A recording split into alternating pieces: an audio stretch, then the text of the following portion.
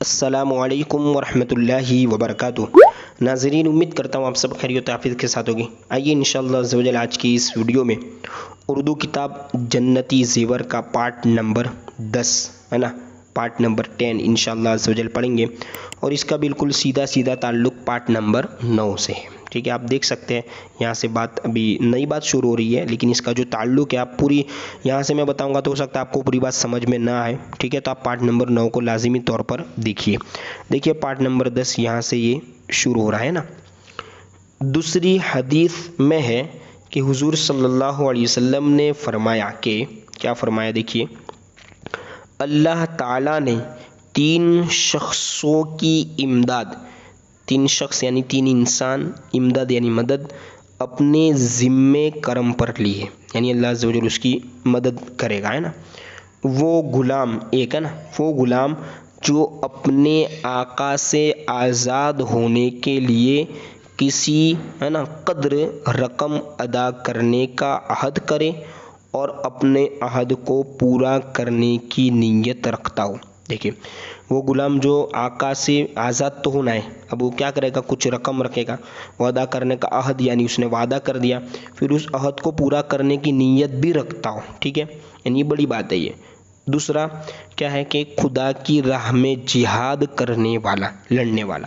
تیسرا وہ نکاح کرنے والا یا نکاح کرنے والی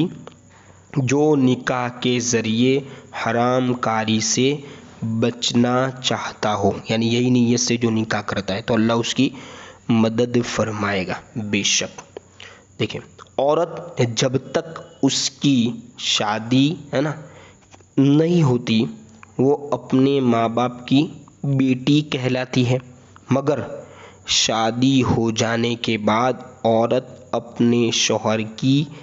بیوی بن جاتی ہے، اور اب اس کے فرائض ہے نا، اس کے فرائض اور اس کی ذمہ داریاں پہلے سے بہت زیادہ بڑھ جاتی ہے۔ وہ تمام حقوق یعنی جو حق ہے اور فرائض ہے جو بالغ ہونے کے بعد عورت پر لازم ہو گئے تھے،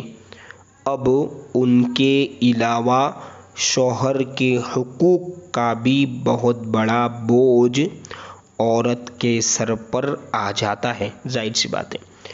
جس کا ادا کرنا ہر عورت کے لیے بہت ہی بڑا فریضہ ہے، کام ہے۔ ٹھیک ہے،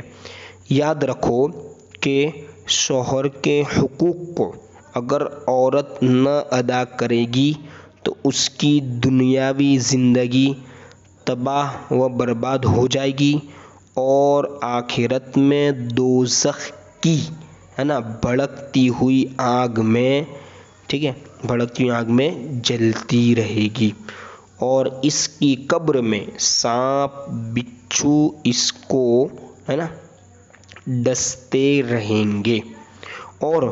دونوں جہان میں ذلیل و خوار یعنی بے عزت ہونا اور طرح طرح کے عذابوں میں گرفتار رہے گی، یعنی آپ سمجھ سکتے ہیں اس سے۔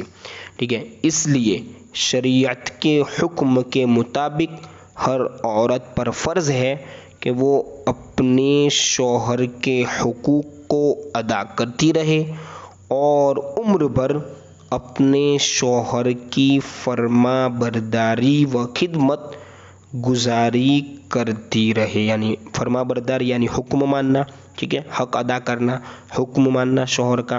اور اس کی جو خدمت ہے کام کاج وغیرہ کرنا۔ اب دیکھیں، بہت سارے لوگ ہو سکتا ہے اس چیز کو انتظار بھی کرتے ہو کہ چلو ابھی تک عورتوں والی باتیں، اب آپ جین سے اگر دیکھ رہے پہلے سے تو پارٹ نمبر 11 سے آپ کے لیے بھی کافی دلچسپ معلومات آ رہی ہے، شوہر کے حقوق۔ تو اب شوہر کو پتہ ہوگی تو وہ عورت کو بتائے گا، عورت کو پتہ ہوگی تب وہ شوہر کے حقوق کو ادا کرے گی نا، دونوں طرح کے لوگوں کے لیے ضروری ہے۔ تو انشاءاللہ پارٹ نمبر 11 سے یہاں سے کنٹینیو کیا جائے گا، اور اگر آپ ابھی تک کتاب دیکھ رہے ہیں تو کامنٹ کر کے ضرور بتائیں کہ آپ پارٹ نمبر 11 کے منتظر ہیں، آپ کیا انتظار کر رہے ہیں۔ ٹھیک ہے۔